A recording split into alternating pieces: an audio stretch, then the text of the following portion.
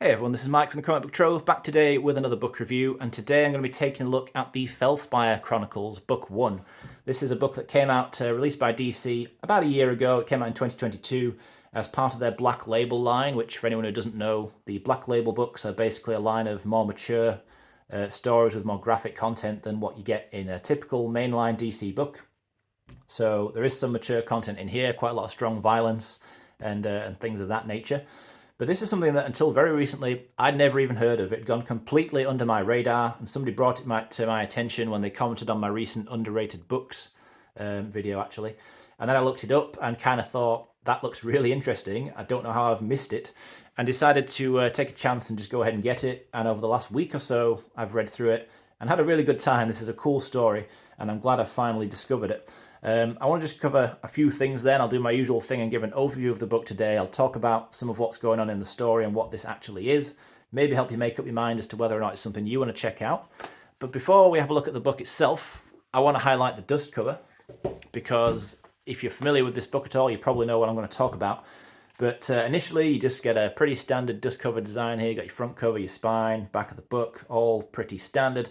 But then you can fold it out and get a map. So you get this, this is just underneath the first part, and then you can unfold it even further.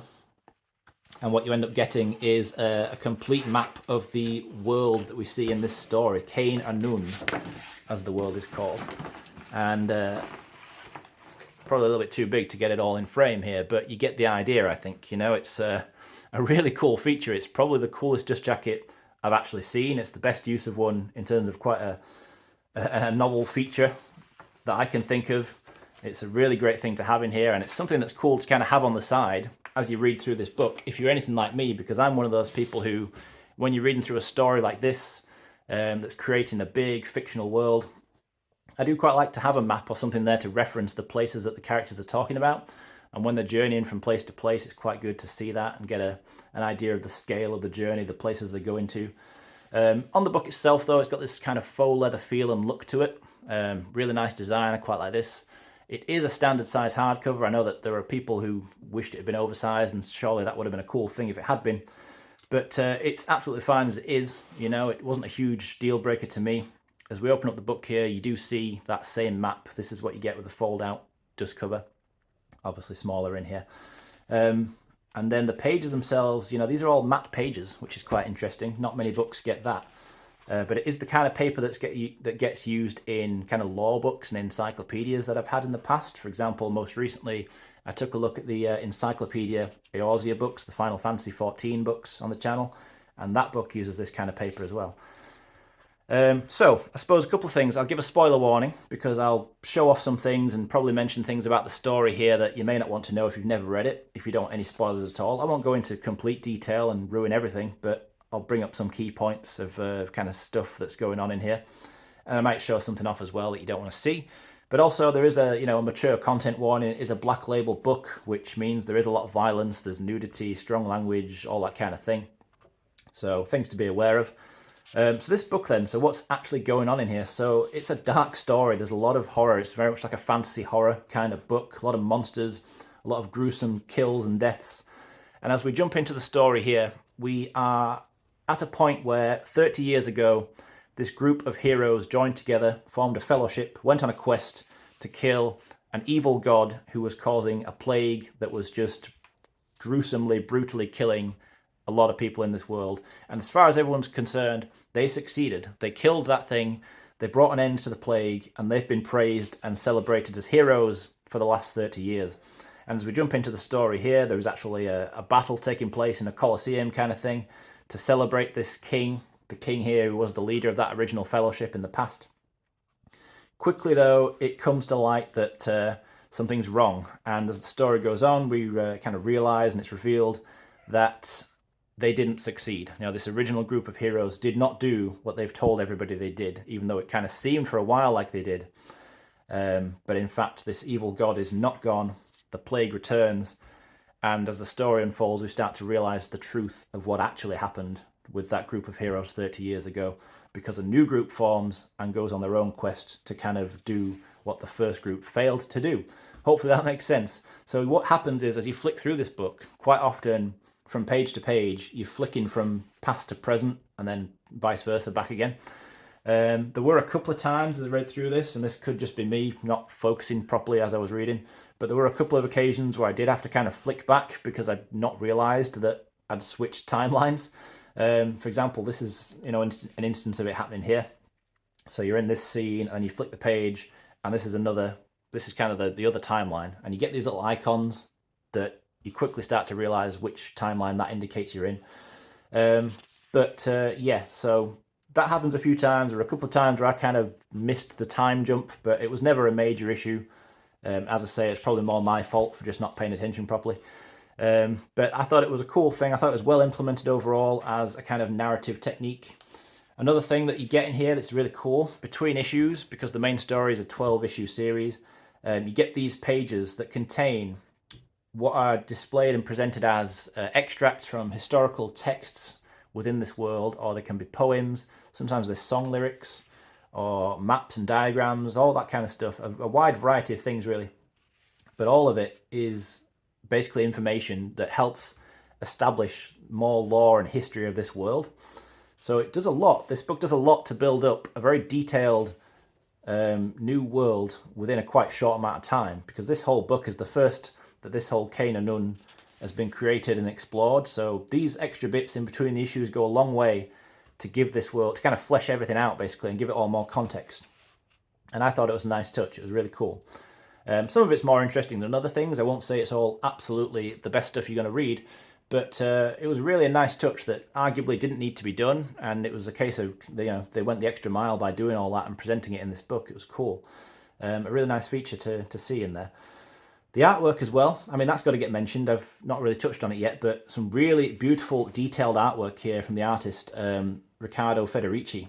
Not somebody whose work I'm particularly familiar with. In fact, I don't know anything offhand that I've seen his work in other than this book that I've just read. But a really great style. A lot of it reminds me of the kind of detailed style of Esad Ribic during his time working on Thor with Jason Aaron. Kind of gave me some sort of flashbacks to that. It was reminiscent of that for me, which is definitely a good thing because I like that artwork. I liked it here. Really kind of well suited to creating this fantasy world and depicting a lot of the more horrifying things that we see in the story, of which there are quite a few. But yeah, all in all, just a really interesting story and something I had a good time reading through. It is, as I say, a bit of a dark story, so it's not a light-hearted story. An obvious comparison when you've got a group of characters forming a fellowship, going off on a quest. An obvious comparison is going to be Lord of the Rings, but really, although this takes a lot of the fundamental aspects of that, as many fantasy stories have done over the years, it's more in line with probably more recent modern fantasy storytelling, stuff like Song of Ice and Fire or the Witcher series, because of its focus on the more kind of gruesome, brutal aspects of its world. So that's the kind of comparison that that's sort of what it made me think about. More so than Lord of the Rings, it was stuff like that. But it's very much, that kind of high fantasy storytelling. So you've got elves and dwarves and other monsters, although they all go by different names in here. But if you like that kind of story, and I don't think there are many stories like this in comics, for whatever reason, but I've never really come across many pure high fantasy storytelling in this kind of sense in comics as a medium in general. Although if there's any other good ones that people want to recommend, I'm happy to hear those recommendations, because as I read through this, I kind of dawned on me, which is quite strange. I've been reading comics so many years and I do enjoy stories like this, but it just dawned on me that I've never read many stories like this in comics, and I'd be quite happy to read more. But yeah, so as we flick through this, the story starts to build up to a big kind of finale, and I was just at a situation where it was a real page turner for me. It was one of those classic cases where I just wanted to know what happens next. I was hooked in that sense. So it very much got me invested. And I'll say this, this is called book one. So an obvious question really might be as to whether or not there's ever going to be a book two. And if so, is this, a standalone story? Well, the answer is yes. So the way this is written is actually quite clever. I think that Phillip Kennedy Johnson, the writer here, tells a self-contained story. By the time you get to the end of the 12th issue here, you've read a complete story. So if there's never ever a book two, and it's kind of up in the air as far as I know whether or not there will be, then it doesn't really matter, because you're getting a complete story in here. But it's left off in such an open way that certainly the door is open for the possibility of future stories. Whether or not they feature some of the characters in here or tell other stories completely, I guess that's to be determined, but it could go either way. And I think that's a really cool thing, because it means that you shouldn't really be put off getting this book just because there isn't currently a book 2 that's been confirmed. Not in my opinion anyway. That was, when I first looked it up and I saw it was a book 1, that was my first thought, I'm not going to lie. So when I did a little bit of research and found out, it's not a big problem, this is a full story in itself, then I felt much better about it. So I thought I'd just confirm that as well for anybody who might have been wondering. But there's a few bonus things in the back as well. And I'll just say, the ending, as far as I'm concerned, it was a pretty satisfying ending. I didn't feel like it was a big anticlimax or anything like that. So obviously that's a big thing. You don't want to have it go all the way through a story like this only to find the ending kind of peters out. But no, it was fine. It was good. I enjoyed the whole thing. Then you get a couple of things in the back that are bonuses. There's a kind of bonus story here. Features one of the characters from the main story. And this is a really kind of gruesome thing. This story had a very much like a Witcher vibe. I've already made that comparison, but this story in particular did, because they find this monster who's like impersonating. It's like a shape-shifting creature. It's sort of like a cross. This story between The Witcher and John Carpenter's The Thing. Really kind of a fairly short but quite disturbing, memorable story. I thought it was good. And then in the back, beyond that, you get an extended section where, again, just that huge focus on establishing lore and details about this world. There's a lot here that goes towards basically helping people who wanted to do like a Dungeons and Dragons style roleplay game featuring this world and everything in it. So you get a lot of things like stats and information about races and creatures that would help you to form a basis to play out a game like that if you're into that kind of RPG stuff. Obviously that's not for everybody, and I'll be honest, it's not really my thing. I've never played D&D, but I know obviously a lot of people do, and a story like this really lends itself to that kind of thing. So this is just pretty awesome for people who want to do that. It's, again, something I can't think of another book that does this, certainly not another comic book. If there are any, then let me know. I'd be interested to know, but this is the only one I've come across that has this level of information and detail specifically for that purpose. And I just think that's really cool. All in all, a really good surprise for me, this book. Something that could have easily escaped my notice potentially forever had it not been mentioned to me. And shout out to that person who did bring it to my attention. So yeah, thanks as always for watching this. This is a book I do recommend if you've never given it a chance, but if you're into this kind of storytelling, let me know your thoughts though, if it is something you've checked out, as to what you think about it.